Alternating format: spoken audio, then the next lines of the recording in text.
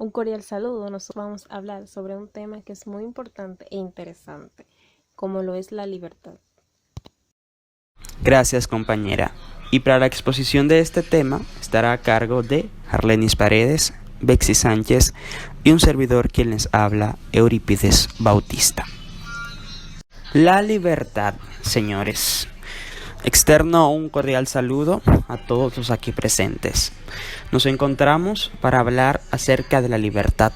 Ya en ocasiones pasadas y en diversos foros hemos hablado sobre esto con relación al libre albedrío y también al determinismo. Aquí esto será un espacio para afianzar más los conocimientos que tenemos sobre estos dos conceptos. En este espacio se abordará sobre la libertad, que en palabras de Sartre alude a la autodeterminación. Sartre es un gran filósofo que tendremos en cuenta en esta exposición. La libertad aquí en este espacio estará abanderada por el libre albedrío, es decir, esa libertad de accionar que según varios autores poseemos los seres humanos.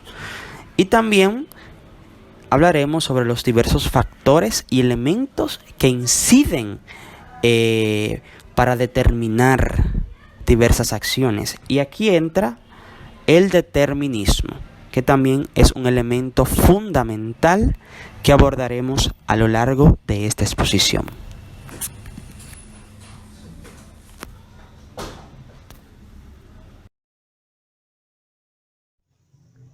Jean-Paul Sartre fue un filósofo francés, nacido en París en el año 1905 y murió en el año 1980. Fue uno de los principales exponentes de la corriente filosófica conocida como existencialismo. Entre sus frases más conocidas está: la existencia precede a la esencia, el hombre está condenado a ser libre, la libertad produce angustia, entre muchas otras más. Siendo considerado uno de los padres del existencialismo contemporáneo, además de filósofo, era escritor y activista político. Consideraba que el ser humano es libre y que como tal debe hacerse responsable de su propio destino. A diferencia de otros seres, este no nace con un propósito determinado, sino que es él quien decide o elige su propósito.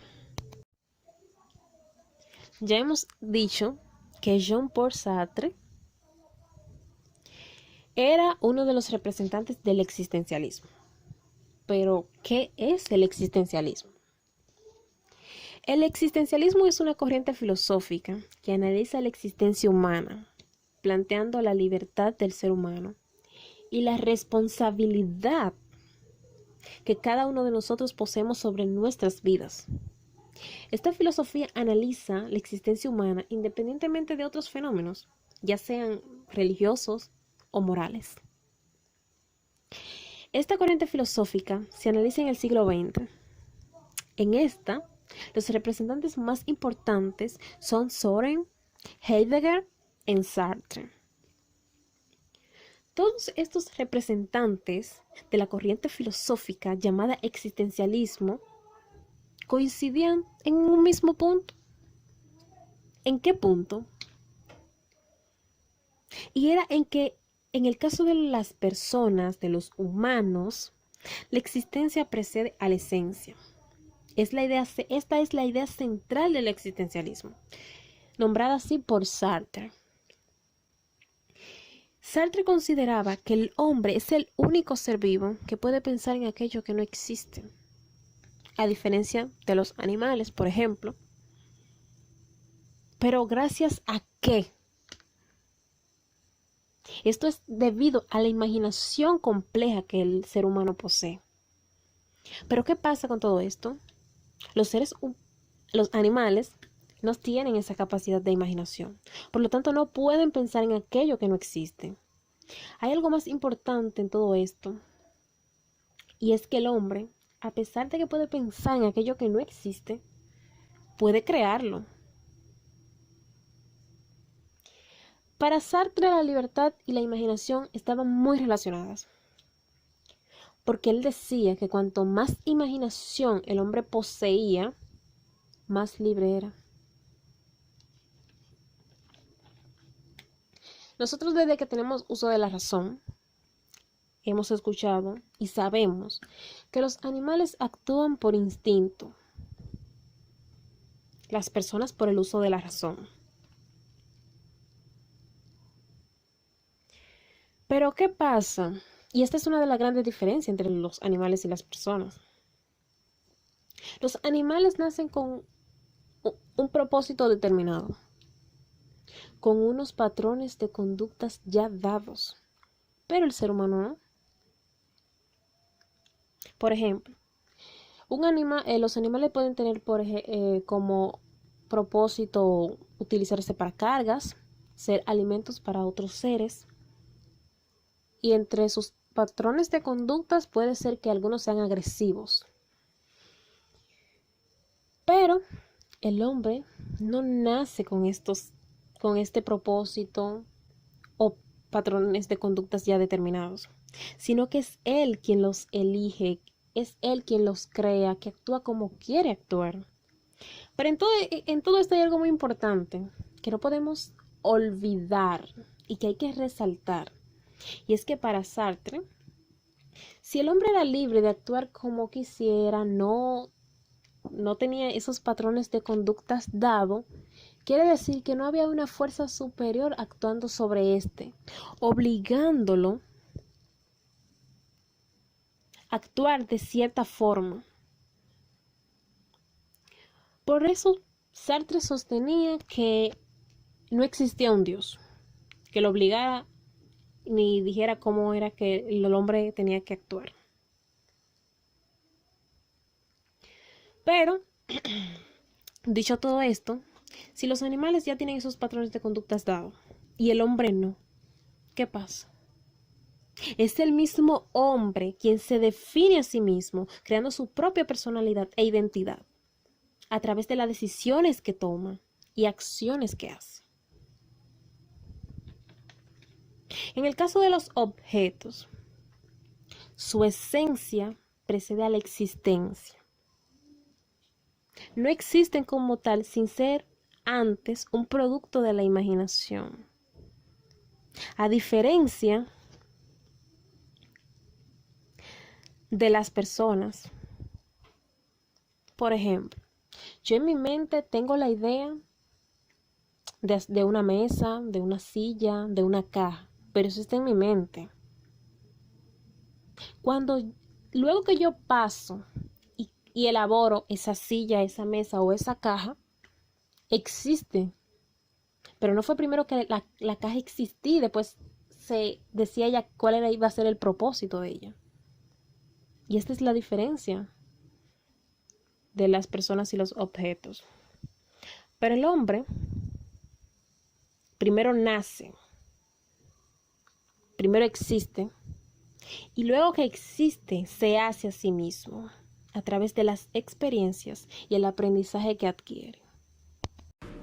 En el siguiente punto vamos a tratar la libertad del libre albedrío. En primer lugar, ¿qué es el libre albedrío?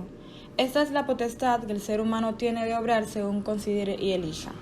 Y esto significa que las personas tienen naturalmente libertad para tomar sus propias decisiones, sin estar sujetos a presiones, necesidades o limitaciones, o a una predeterminación divina. También, si nos fiamos a la lectura, vamos a ver que se nos habla sobre un libro, el cual menciona que según este, no son las sociedades ni los condicionamientos físicos los que determinan al ser humano, sino que cada persona es libre de hacer lo que quiera. Cada persona es responsable de sus actos sin la excusa de echarle la culpa a nadie ni tener más excusas. Lo principal que constituye a un individuo es su capacidad de invención. Es tal y como dice Sartre: con su hacer, el hombre dibuja su rostro. Todos tenemos la idea de que nuestras ideas y cosas dependen de nuestro libre albedrío, por lo tanto, somos libres de hacer y pensar cualquier cosa. Esa es la idea de que el hombre está condenado a ser libre, se encuentra en la obra del ser y la nada. En este libro, Sartre polemiza básicamente con dos de sus incitadores intelectuales, Edmund Husserl y Martin Heidegger. Husserl fue el fundador de la fenomenología. La novedad de esta corriente filosófica consistía en que ya no pretendía explicar el ser humano y el mundo a partir de una esencia oculta o de un ser interior, con reglas y leyes a la manera de Kant, sino que seguía justo el camino contrario. Como un neurólogo moderno, Husserl se preguntaba por las condiciones de nuestra existencia. Kant es cierto que había investigado las condiciones del conocimiento, pero no la de las experiencias que dio por supuestas sin examinarlas demasiado a fondo. Cuando hablamos del rol de la imaginación, hablamos de lo que dice la ciencia, de lo que dice la filosofía. En este caso, la ciencia está descubriendo que la imaginación juega un papel fundamental en la percepción que tenemos de la realidad y la elaboración de los recuerdos, los sueños y los pensamientos. Podemos ver lo que hace y dice Sartre en el libro de Brecht, el libro de Quién yo soy y cuántos. El ser humano puede llegar a imaginar cosas a pesar de lo difícil de la situación. A veces esa es la mejor forma de escapar de la realidad. Vemos como él nos cuenta que el hombre estaba arrojado por la vida, cosas que él dice ya que él mismo lo ha podido confirmar. A pesar de estar pasando por el momento de la Segunda Guerra Mundial, él escribía diferentes libros e imaginaba diferentes escenarios. Muchos de estos eran basados en la ilustración de aquella época, ya que además de todo Sartre sirvió temporalmente al ejército. Tras la derrota de la Wehrmacht en Stalingrado, renovó sus contactos con la resistencia y reanudó su compromiso político. Y en la primavera de 1943 se publicó El ser y la nada, a pesar de la carestía de papel. Su autor ya era un hombre famoso, una figura clave y bien relacionada de la inteligencia francesa. El título del libro, El ser y la nada, tiene un sentido algo complejo, ya que hace alusión a la imaginación, y que el hombre es el único animal capaz de extender su imaginación. Es el único que puede ocuparse de lo que no existe. Los demás animales no tienen esa capacidad de imaginar aquello que no hayan visto o hayan escuchado. Nuestra imaginación es tanta que incluso tenemos la habilidad de mentir y fantasear cosas que no son posibles, cosas que no han pasado y cosas que no hemos hecho. El ser humano, cuanta más imaginación posee, más libre es. Parte de la imaginación es ver cómo podemos hacer cada día. Ejemplo, los animales están supuestos a seguir un mismo patrón y hacer las mismas cosas. En cambio, el ser humano debe buscar sus propios patrones de conducta.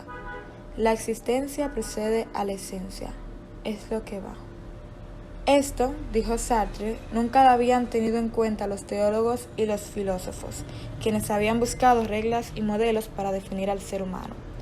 Sin embargo, en un mundo sin Dios, estas definiciones de la esencia basada en valores y máximas morales de validez general ya no tenían ningún sentido.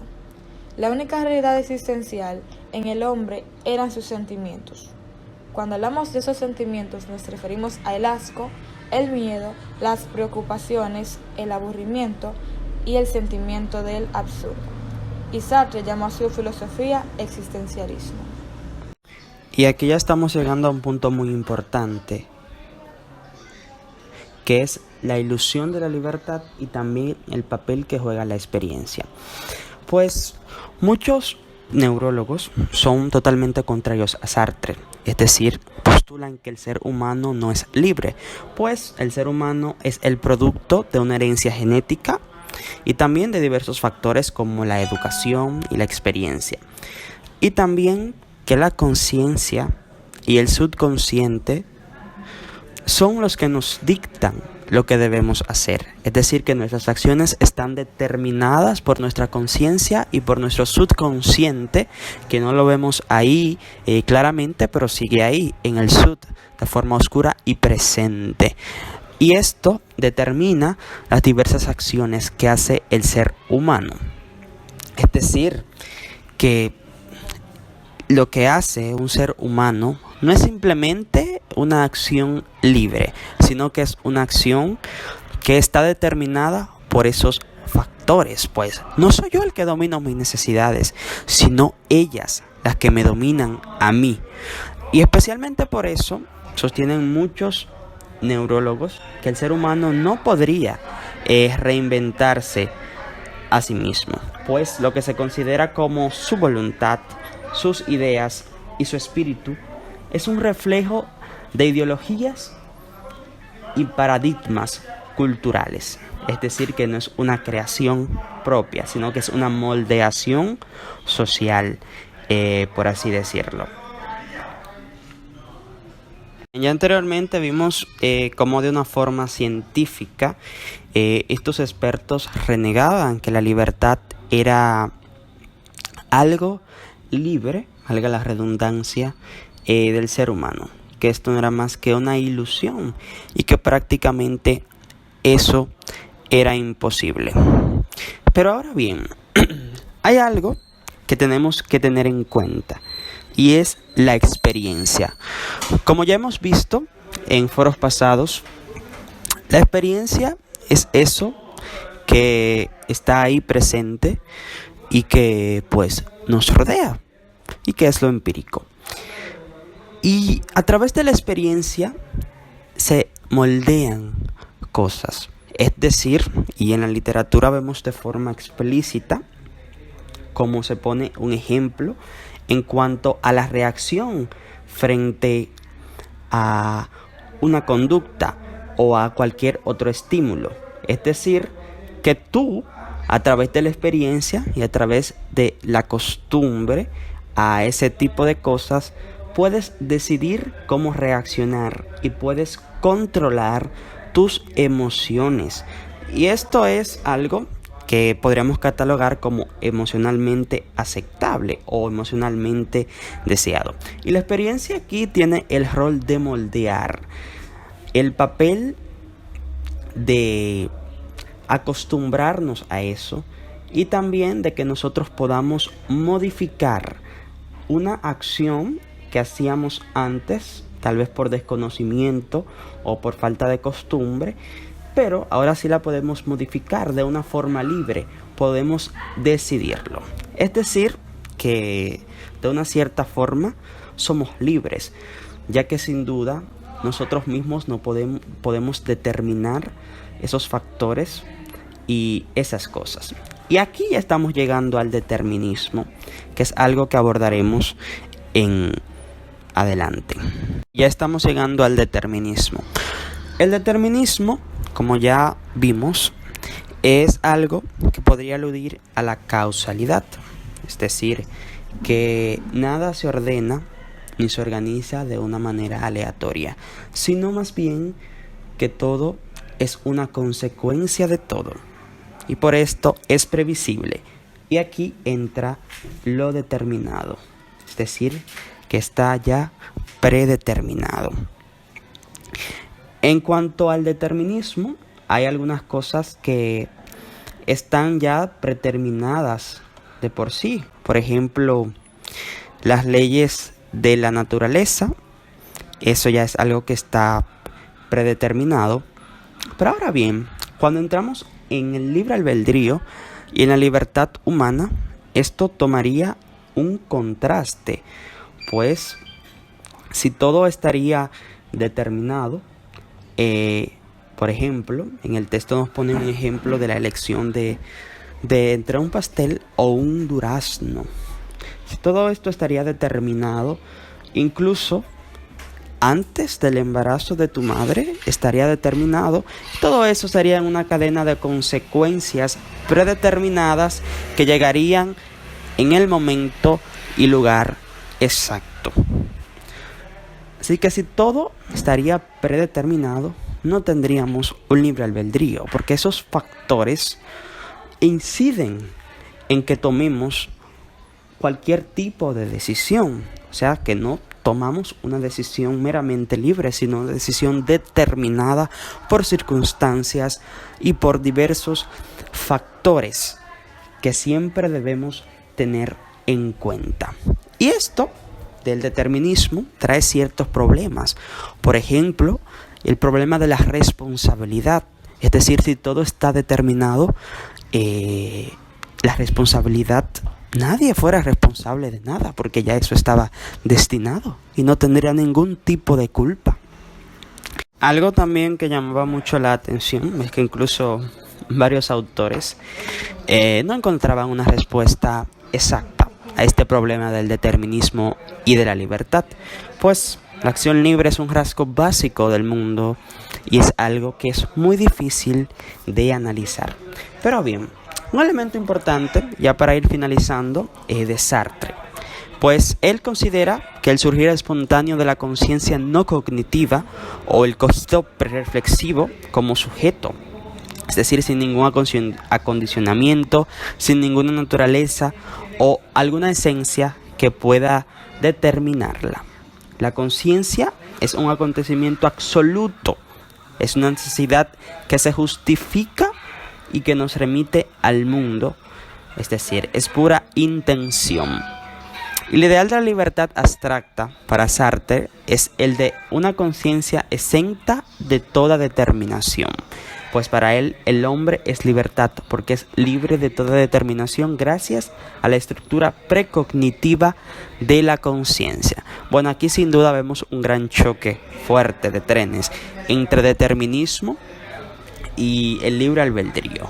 Esa libre acción de poder elegir, esa conciencia libre que está fuera de esas acciones que puedan determinarlo. Pero a pesar de todo ello, es cierto que diversos factores y situaciones determinan las elecciones que nosotros tomamos. Pero a la vez tenemos una conciencia que es capaz de analizar esas acciones y esos factores que la determinan. Pues ahora mismo estamos hablando sobre este mismo tema y elegimos hablar sobre este mismo tema. Es cierto que nuestras elecciones pueden estar determinadas, pero dentro de esa determinación existe un gran alto grado de elección libre que debemos considerar. Muchas gracias.